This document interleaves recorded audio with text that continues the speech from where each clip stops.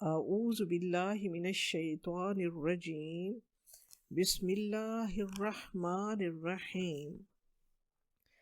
آیت نمبر 166 اور 167۔ استبرأ الذین اتبعوا من الذین اتبعوا ورأوا العذاب وتقطعت بهم الاسباب۔ جب بیزاری کا اظہار کریں گے وہ لوگ جن کی پیروی کی گئی، اتباع کرنے والوں سے وہ بیزاری کا اظہار کریں گے اور وہ عذاب کا مشاہدہ کریں گے، ان کے سارے اسباب منقطع ہو جائیں گے۔ آیت نمبر 167۔ وقال الذین اتبعوا، اور وہ لوگ جنہوں نے پیروی کی وہ کہیں گے، لو ان لنا کرۃ فنتبرأ منہم کما تبرؤوا منا، وہ کہیں گے کاش اے کاش ہمیں ایک اور موقع مل جائے دنیا میں تو ہم بھی ان سے ایسی ہی بیزاری کا اظہار کریں گے جیسے یہ آج ہم سے کر رہے ہیں۔ کذالک یریہم اللہ اعمالہم حسرات علیہم وما ہم بخارجین من النار۔ اس وقت اللہ تبارک و تعالیٰ ان کے اعمال ان کے سامنے حسرتیں بنا کر دکھائیں گے اور وہ آگ سے نکلنے والے نہیں ہیں۔ آیت نمبر 166 اور 167 میں اللہ تبارک و تعالیٰ نے میدان حشر کے ایک وقت کا ایک منظر پیش کیا ہے کہ جب قیامت برپا ہوگی تو پیشواؤں اور پیروکاروں کے درمیان ان دو آیات میں ایک منظر جو ہے وہ مکالمے کی صورت میں ہے۔ جب قیامت کو اپنی کھلی آنکھوں سے دیکھ لیں گے اور وہ جان لیں گے کہ اصل اللہ تبارک و تعالیٰ جو ہے وہی ہر چیز کا مالک ہے اور اسی کے احکام کی پیروی کرنا ہی اصل میں زندگی کی کامیابی تھی، تو اس وقت جب انہیں احساس ہوگا اور اس وقت جن کی وہ پیروی کر کے ساری زندگی گزاری انہوں نے، وہ پیشوا اپنے ان پیروکاروں سے بیزاری اور کراہت کا اظہار کریں گے۔ اس وقت ان پیروکاروں کا کوئی پرسان حال نہ ہوگا، نہ وہ کسی کو پکار سکیں گے۔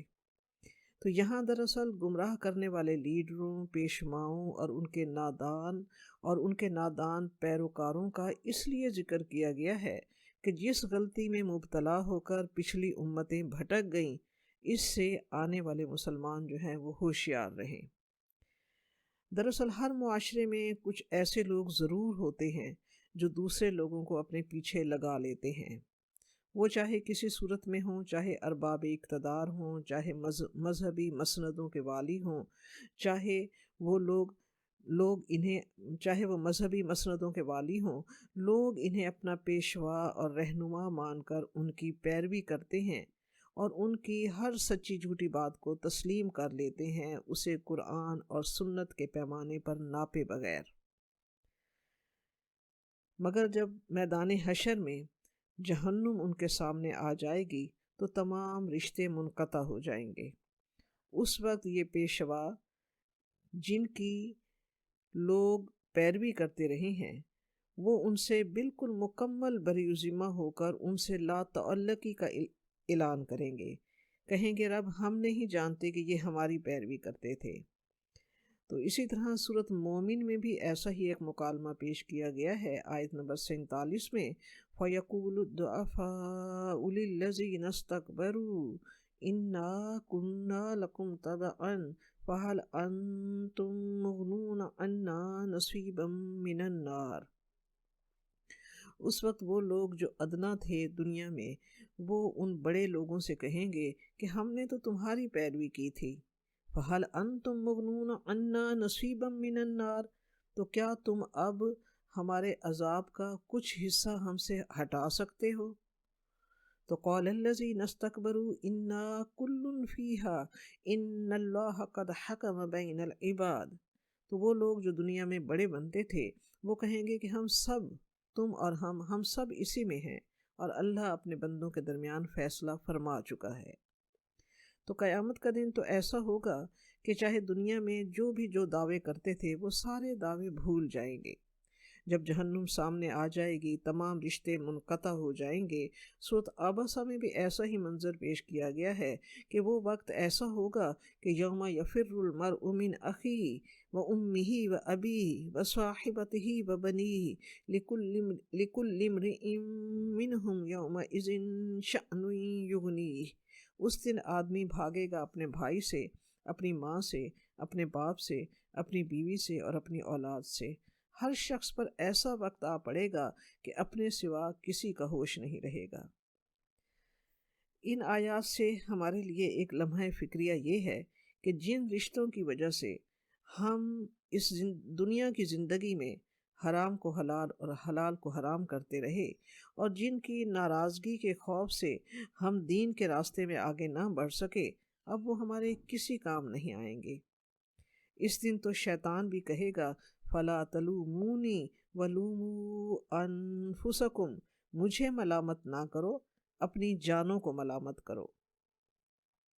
یعنی کیا منظر ہوگا؟ اس کو سورۃ عنکبوت میں بھی دکھایا گیا ہے۔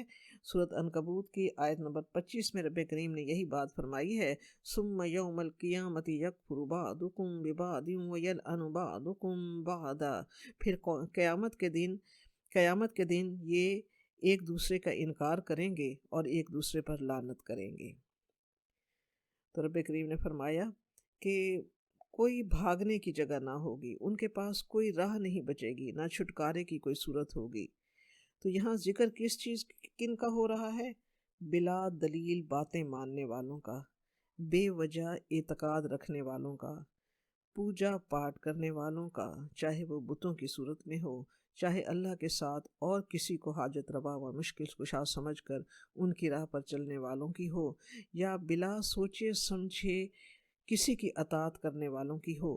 جب وہ اپنے پیشواؤں کو یوں بریء ذمہ دیکھیں گے تو نہایت حسرت سے کہیں گے کہ اگر اب ہم دنیا میں لوٹ جائیں تو ہم بھی ان سے ایسے ہی بیزار ہو جائیں، اور ہم بھی ان کی طرف بالکل التفات نہ کریں، ہم نہ ان کی باتیں مانیں گے، نہ ہم انہیں سنیں گے، نہ ہم انہیں اللہ کا شریک سمجھیں گے، بلکہ صرف اللہ وحدہ لا شریک کی خالص عبادت کریں گے۔ مگر اس وقت یہ خواہش حسرت ہی ہوگی۔ تو ان کے تمام زندگی میں گزارے ہوئے ان کے اعمال ان کے لیے حسرت بن جائیں گے۔ اور دوسری حسرت ان کے لیے کیا ہوگی کہ وہ اچھے اعمال جو صدقہ اور خیرات کی صورت میں وہ کرتے رہے ہیں، وہ بھی شرک کی وجہ سے ضائع ہو جائیں گے۔ اس طرح کئی حسرتیں ان پر ہوں گی، مگر ان حسرتوں کا کوئی فائدہ نہ ہوگا، اور وہ آگ میں ہمیشہ رہیں گے، اور دوزخ سے نجات کی کوئی صورت نہ ہوگی۔ آیت نمبر 168، یا ایہا الناس کلوا مما فی الارض حلالا طیبا ولا تتبعوا خطوات الشیطان انہ لکم عدو مبین۔ اے لوگو، کھاؤ اس سے جو زمین میں ہے حلال اور پاکیزہ چیزیں، اور نہ تم پیروی کرو شیطان کے قدموں کی، بے شک وہ تمہارا کھلا دشمن ہے۔ سورۃ بقرہ میں یہاں سے احکام شریعت شروع ہوتے ہیں، اور سب سے پہلے اللہ تبارک و تعالیٰ نے کھانے پینے کے معاملے میں احکام رب کریم نے ان کا ذکر کیا ہے۔ یہاں پوری بنی نوع انسان سے خطاب ہے، یا ایہا الناس کہہ کے پوری بنی نوع انسان سے خطاب ہے۔ اصل میں کھانا پینا جو ہے وہ انسان کی زندگی کا اہم حصہ ہے۔ کھانا پینا ہماری ضرورت ہے۔ یہ رب کا فضل ہے کہ اس نے اس ضرورت کو عبادت بنا دیا۔ کتنی پیاری بات ہے کہ دین اسلام میں نفس کو کھانے سے روکنے پر ثواب نہیں ہے، بلکہ نفس کو جائز طریقوں سے، جائز چیزوں سے نفس کی خواہشات کو پورا کرنے پر ثواب ہے۔ ہم نے کبھی سوچا کہ کھانے پر بھی اجر و ثواب ہے؟ یقیناً ہے، کیونکہ جو بھی کام اللہ تعالیٰ کے حکم کے مطابق کیا جائے اس پر اجر ہے۔ یہاں رب حکم دے رہا ہے، یا ایہا الناس کلوا، اے لوگو کھاؤ، یہ رب کا حکم ہے۔ اب اس حکم کے تحت اللہ تعالیٰ کے حکم کے مطابق اور سنت رسول کے مطابق کھانے پر بھی اجر و ثواب ہے۔ آپ صلی اللہ علیہ وسلم کی سنت کیا تھی کہ آپ صلی اللہ علیہ وسلم سادہ کھانا کھاتے تھے۔ آپ صلی اللہ علیہ وسلم اعتدال میں کھاتے تھے۔ آپ صلی اللہ علیہ وسلم اس وقت تک نہ کھاتے جب تک مکمل بھوک نہ لگ جائے، اور بھوک رکھ کر کھاتے تھے۔ آپ صلی اللہ علیہ وسلم کو کوئی کھانا ناپسند ہوتا تو اعتراض اور تنقید نہ کرتے۔ ہم سوچتے ہیں کہ کھانے کے احکام کے بارے میں حلال و حرام کے بارے میں اتنی تاکید کیوں ہے؟ اس لیے کہ یہ بہت اہم ہے۔ اصل میں کھانا پینا انسان کی شخصیت، سوچ اور عمل پر پورا اثر ڈالتا ہے۔ اسی لیے شیطان نے بھی حضرت آدم علیہ السلام کو سب سے پہلے اللہ تعالیٰ کی منع کردہ چیزیں کھانے پر مائل کیا۔ شیطان جب پہلے حرام کھانے کی طرف مائل کرتا ہے تو پھر اس کے لیے بندے کو حرام کام کرنے کی طرف راغب کرنا آسان ہو جاتا ہے۔ جب انسان حرام کھانا کھانے کی طرف بڑھ جاتا ہے تو پھر گناہ اس کے لیے گناہ نہیں رہتا، کیونکہ اس کی نظر میں گناہ نہیں رہتا، کیونکہ حرام کھانا انسان کے پورے وجود پر اثر انداز ہوتا ہے، اسے روحانی طور پر بہت پیچھے لے جاتا ہے۔ یہاں رب کریم حکم دے رہا ہے، یا ایھا الناس، اے لوگو کھاؤ، سب سے خطاب ہے۔ اصل میں بات کیا تھی کہ ظہور اسلام سے پہلے مشرکین عرب اپنے معبودوں کو خوش کرنے کے لیے جانور وغیرہ بتوں کے نام کر کے انہیں چھوڑ دیا کرتے تھے، جیسے کوئی سانڈ، ہام، وسیلہ وغیرہ، اور پھر ان پر نہ تو سواری کرتے، نہ انہیں کھاتے، اور نہ ہی ان سے کوئی فائدہ اٹھاتے، انہیں وہ اپنے اوپر حرام کر لیا کرتے تھے۔ کسی جانور کے کان چیر دیتے کہ فلاں دیوی دیوتا کے لیے ہے، اور اس طرح وہ چیز جو اللہ تبارک و تعالیٰ نے انسان کے فائدے کے لیے، انسان کے کھانے کے لیے پیدا کی ہے، اسے اپنے آپ پر حرام کر لیتے، صرف بتوں کی خوشنودی کے لیے۔ تو ظہور اسلام کے بعد اس کے اثرات کچھ باقی تھے۔ رب کریم نے حکم دیا کہ شیطان کی پیروی میں مشرکانہ تہمات کے تحت اللہ تعالیٰ کی حلال کی ہوئی چیزوں کو حرام مت کرو۔ یہ چیزیں اللہ تبارک و تعالیٰ نے تمہارے فائدے اور تمہارے کھانے کے لیے بنائی ہیں، انہیں مشرکانہ تہمات میں اور شیطان کی پیروی میں اپنے اوپر حرام مت کرو۔ زمین پر جتنی بھی چیزیں ہیں ان میں حلال اور طیب چیز کھاؤ۔ اللہ تبارک و تعالیٰ حکم دے رہا ہے کہ زمین پر جتنی بھی چیزیں ہیں ان میں سے حلال اور طیب چیز کھاؤ۔ حلال وہ ہے جسے شریعت اسلامیہ نے حرام قرار نہ دیا ہو۔ حلال کیا ہے؟ حلال وہ ہے جسے شریعت اسلامیہ نے حرام قرار نہ دیا ہو۔ دوسرے وہ جنہیں انسان اپنے عمل سے حرام نہ بنا لے۔ دوسرا حلال وہ بھی ہے جسے انسان اپنے عمل سے حرام نہ بنا لے، جیسے مرغی اللہ تعالیٰ نے حلال کی ہے، مگر جب چوری کی ہوئی مرغی کھائی جائے گی تو وہ حرام ہے۔ یہ ہم نے حلال چیز کو اپنے لیے اپنے عمل سے حرام قرار دے دیا۔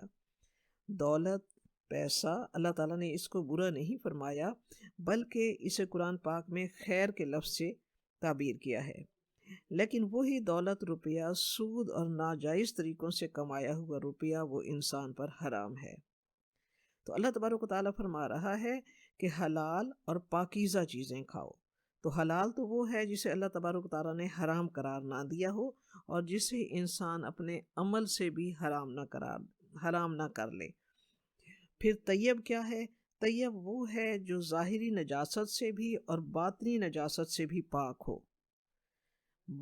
ظاہری نجاست تو ظاہر ہے، ہم سب کو پتہ ہے، جس پر کوئی نجاست نہ لگی ہوئی ہو، اور باطنی نجاست کیا ہے؟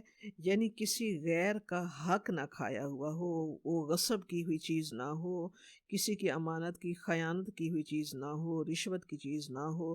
تو آپ صلی اللہ علیہ وآلہ وسلم نے فرمایا کہ ایمان لانے اور نماز کی فرضیت کے بعد رزق حلال کی تلاش جو ہے وہ فرض ہے۔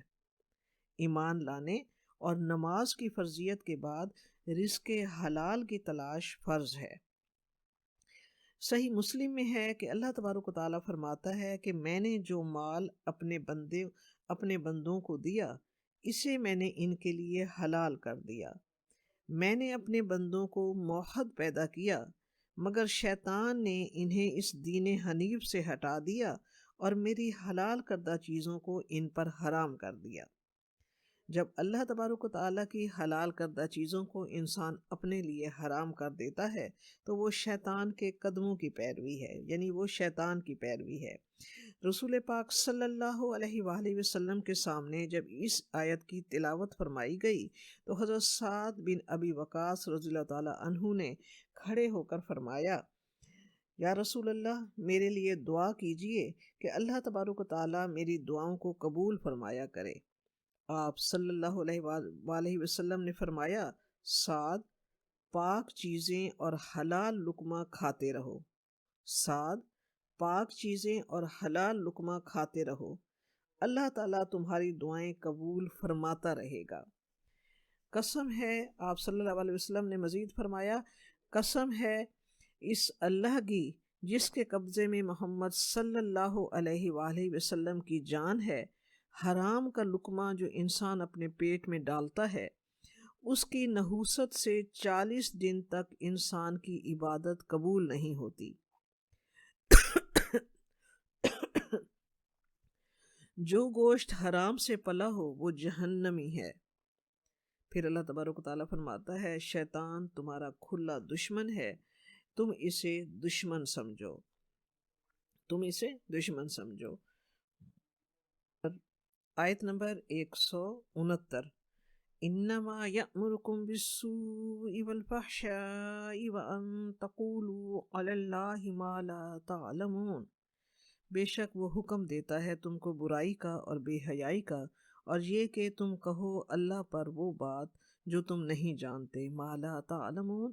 آیت نمبر 168 ہی سے سلسلہ جڑا ہوا ہے کہ شیطان تمہارا دشمن ہے، انہو لکم عدو مبین، شیطان تمہارا کھلا دشمن ہے۔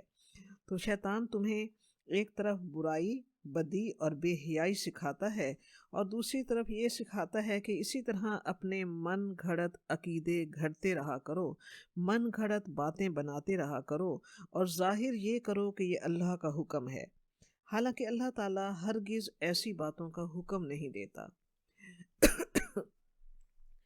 چونکہ شیطان انسان کا ازلی دشمن ہے، لہٰذا وہ انسان کو بری بات یا بے شرمی کی بات یا بے حیائی کی بات ہی سمجھائے گا، وہ بھی اس طرح کہ وہ تمہاری نظروں میں بھلی معلوم ہو۔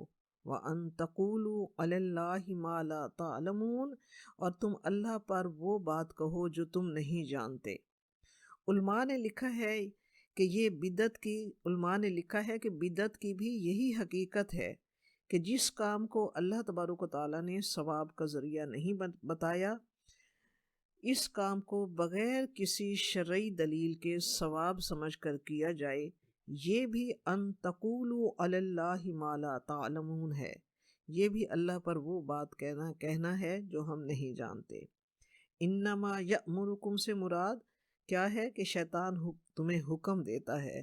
شیطان کا حکم دینے سے مراد شیطان کا دل میں وسوسہ ڈالنا ہے۔ حدیث مبارکہ ہے کہ حضرت عبداللہ بن مسعود رضی اللہ تعالیٰ عنہ سے روایت ہے کہ آپ صلی اللہ علیہ وآلہ وسلم نے ارشاد فرمایا کہ ابن آدم کے قلب میں ایک شیطانی الہام و اثر ہوتا ہے اور دوسرا ملکوتی فرشتے کی طرف سے الہام و اثر ہوتا ہے۔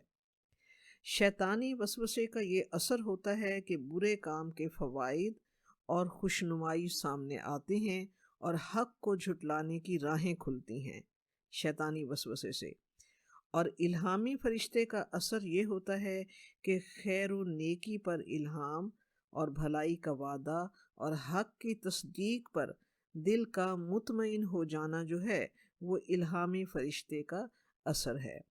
تو شیطان ہمیشہ برائی، بے حیائی، بے شرمی کی باتیں سکھاتا ہے، اور اپنی طرف سے گھڑی ہوئی باتوں کو کرتے رہو اور اسے دین کا حصہ بنا لو۔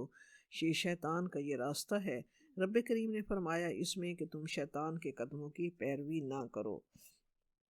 آیت نمبر 170 ہے، وَإِذَا قِيلَ لَهُمُ اتَّبِعُوا، جب انہیں کہا جاتا ہے کہ ان کے لیے کہ پیروی کرو اس کی، وَإِذَا قِيلَ لَهُمُ اتَّبِعُوا مَا أَنزَلَ اللَّهُ، جب انہیں کہا جاتا ہے کہ اس کی پیروی کرو جو اللہ تبارک و تعالیٰ نے اتارا ہے، قالو وہ کہتے ہیں بل نتبع ما الفینا علیہ آباءنا وہ کہتے ہیں کہ بلکہ ہم تو پیروی کریں گے اس کی جس پر ہم نے اپنے باپ دادا کو پایا ہے۔ اولو کان آباؤہم لا یعقلون شیئا ولا یہتدون کیا بھلا اگرچہ ان کے آباء و اجداد نہ عقل رکھتے ہوں کچھ بھی اور نہ ہی وہ ہدایت یافتہ ہوں۔ تو رب کریم نے اس آیت میں رب کریم نے یہ فرمایا ہے، شان نزول اس آیت کی یہ بیان کی جاتی ہے کہ ایک دن رسول پاک صلی اللہ علیہ وآلہ وسلم یہود سے ہم کلام تھے اور اسلام کی خوبیاں انہیں سمجھائیں۔ یہود اس قدر لاجواب ہوئے کہ ان کے پاس اسلام نہ قبول کرنے کا کوئی عذر نہ رہا، تو انہوں نے کہا کہ ہم نے اپنے باپ دادا کو اس پر نہیں پایا، ہم تو انہی کے نقش قدم پر چلیں گے جس راستے پر ہم نے اپنے باپ دادا کو پایا ہے، اور انہوں نے حق کی بات کو رد کر دیا۔ اور رب کریم نے قرآن پاک میں رب کریم نے فرمایا اولو کان آباؤہم لا یعقلون شیئا ولا یہتدون کہ اگر ان کے آباء و اجداد نہ عقل رکھتے ہوں کچھ بھی اور نہ ہی وہ ہدایت یافتہ ہوں تو تب بھی وہ باپ دادا ہی کی پیروی کرتے چلے جائیں گے۔ یعنی قرآن پاک اس سلسلے میں کہتا ہے کہ خواہ تمہارے آباء و اجداد فہم و ہدایت سے غافل ہوں تب بھی تم آباء و اجداد کی تقلید ہی میں زندگی گزارو گے۔ اور بالکل اسی طرح جب کفار و مشرکین کو بھی حق کی دعوت دی جاتی تھی تو وہ بھی یہی جواب دیتے تھے کہ ہم اپنے بڑوں کی راہ پر لگے ہوئے ہیں۔ اسی لیے تقلید آباء گمراہی کا بہت بڑا سبب بنتا ہے۔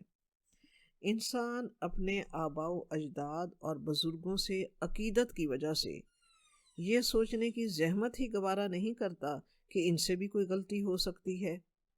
اسی لیے اللہ تبارک و تعالیٰ نے قرآن پاک میں بے شمار مقامات پر تقلید آباء کی اندھی تقلید سے منع فرمایا ہے، کیونکہ تقلید آباء کوئی شرعی دلیل نہیں ہے، بلکہ ہر کام کے متعلق یہ تحقیق کرنا ضروری ہے کہ آیا وہ شرعاً جائز ہے یا نہیں، آیا وہ اللہ تبارک و تعالیٰ کا حکم ہے، کیا وہ سنت رسول میں ہمیں اس چیز کے بارے میں ہدایت کی گئی ہے یا ہمیں وہ نمونہ نظر آتا ہے۔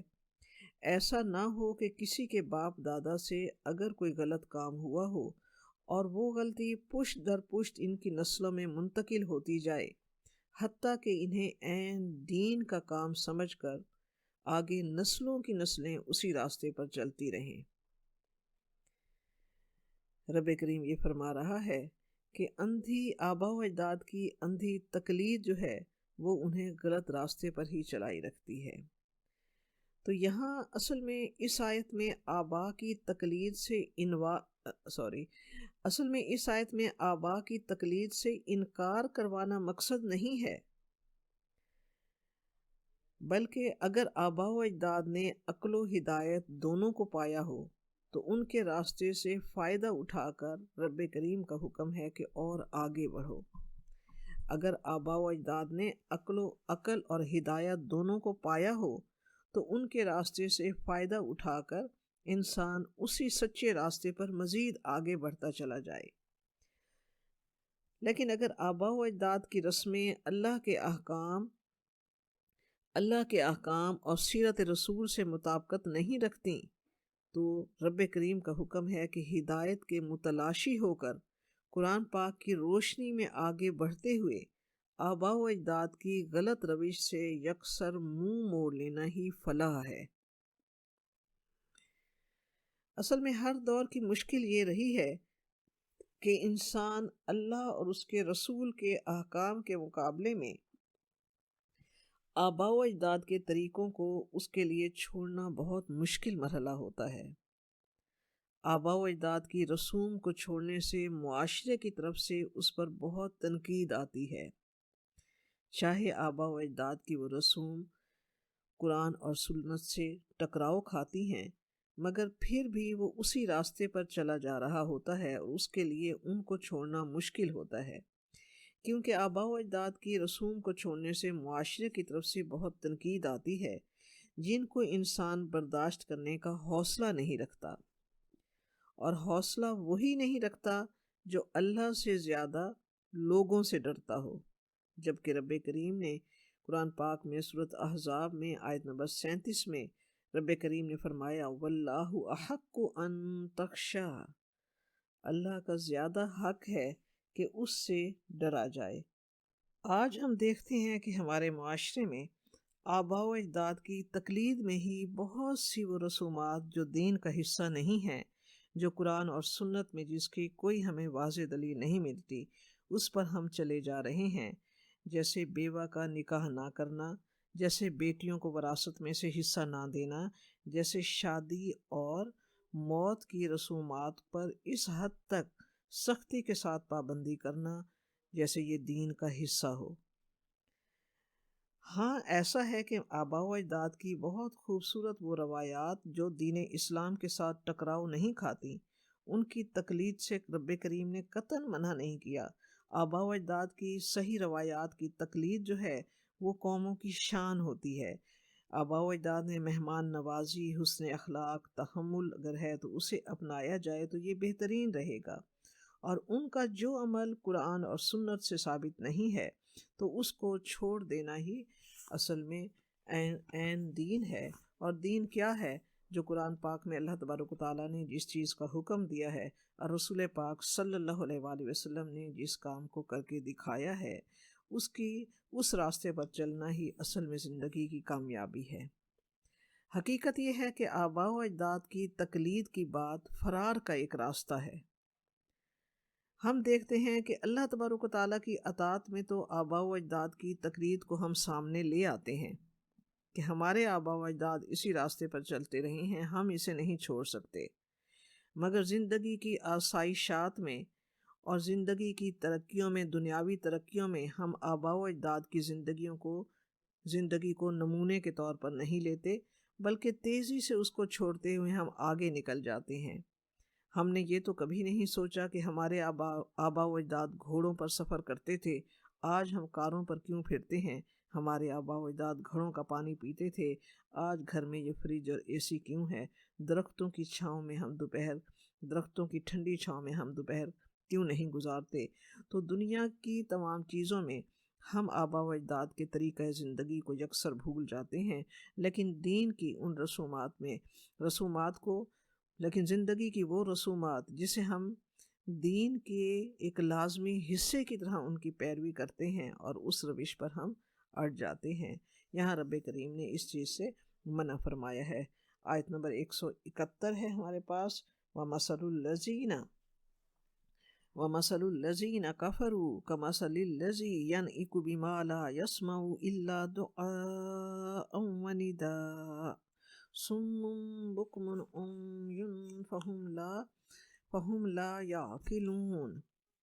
اور ان لوگوں کی مثال جنہوں نے کفر کیا، ان کی مثال ایسی ہے کہ جسے جو پکارتا ہے اس کو جو نہیں سنتے، مگر پکار اور آواز صرف، بہرے ہیں، گونگے ہیں، اندھے ہیں، اور وہ عقل نہیں رکھتے۔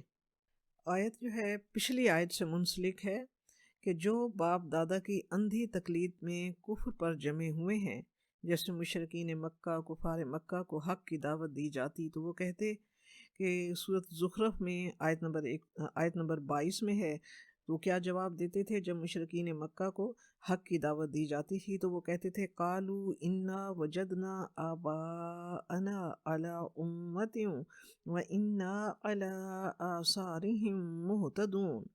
وہ کہتے کہ ہم نے پایا اپنے باپ دادا کو ایک راستے پر اور ہم اسی راستے پر چلتے ہوئے ہم ہدایت ہی پر ہیں۔ تو رب کریم فرما رہا ہے کہ جو باپ دادا کی اندھی تقلید میں کفر پر جمے ہوئے ہیں، یا باپ دادا کی اندھی تقلید میں رب کے احکام کے منکر ہو رہے ہیں، ان کی مثال ان جانوروں کے ریوڑ کی سی ہے جو ہانک پکار کے سوا کچھ نہیں سنتے۔ یعنی وہ عقلی تقاضوں سے بھی عاری ہیں، وہ آواز تو سنتے ہیں لیکن سوچنے سمجھنے کی صلاحیت سے جیسے جانور عاری ہوتے ہیں کہ کیا کہا جا رہا ہے، آواز کان میں پڑتی ہے، مگر جیسے جانور اپنے چرواہے کی آواز کو سن کر اسے سمجھ نہیں سکتا، اسی طرح آباء و اجداد کی اندھی تقلید کرنے والے حق بینی کے معاملے میں اندھے ہیں کہ انہیں ہدایت نصیب ہو۔ وہ حق بات کہنے کے معاملے میں بے زبان ہیں کہ جیسے انہیں حق نصیب ہو۔ تو وہ اپنے باپ دادا کی تقلید پر اڑے ہوئے ہیں، تو انہیں بکریوں کا ریوڑ کہا ہے۔ ہم دیکھتے یہ ہیں کہ بعض لوگوں کا یہ حال ہوتا ہے کہ جہاں لوگ جا رہے ہیں وہیں چل دیے، جیسا نسل در نسل ہوتا آیا ہے وہی کرتے چلے آتے ہیں، اسی کو بھیڑ چال کہتے ہیں۔ اکثر و بیشتر ہمارا یہی حال ہوتا ہے کہ ہم فالو کر رہے ہوتے ہیں اپنی رسومات، اپنے عقائد و اعمال جو خاندانوں میں ہوتا آیا ہے، بس وہی کر رہے ہوتے ہیں۔ اس طرح توہمات، بدعات اور اپنے دل سے گھڑی ہوئی باتیں زندگی میں دین کا حصہ بن کر دین میں شامل ہو جاتی ہیں۔ ایسوں کو بکریوں کا ریوڑ کہا ہے، یعنی وہ عقلی تقاضوں سے بھی عاری ہیں اور روحانیت اور ہدایت کے تقاضوں سے بھی عاری ہیں۔ یہاں رب کریم ان آیات کے ذریعے ہمیں کیا تعلیم دے رہا ہے؟ رب کریم ہمیں یہ فرما رہا ہے کہ نسل در نسل چلتے ہوئے زندگی میں شرعی احکام کو قرآن و سنت کے علم کے ذریعے سے جانو۔ رب کریم یہ فرما رہا ہے کہ نسل در نسل چلتے ہوئے زندگی کے طریقے کو آنکھیں بند کر کے صرف اسی پر نہ چلتے جاؤ، بلکہ ان طریقوں کو شرعی احکام اور قرآن و سنت کے علم کے ذریعے سے جانو۔ اگر آباء و اجداد کے طریقے قرآن و سنت سے ٹکراؤ کھاتے ہیں تو چھوڑ دو۔ صحیح دین، احکام الہی اور سنت رسول سے جڑا رہنا ہی زندگی کی کامیابی اور صحیح دین ہے، ورنہ جو ایسا نہیں کرتا اس کی مثال بکریوں کے ریوڑ جیسی ہے۔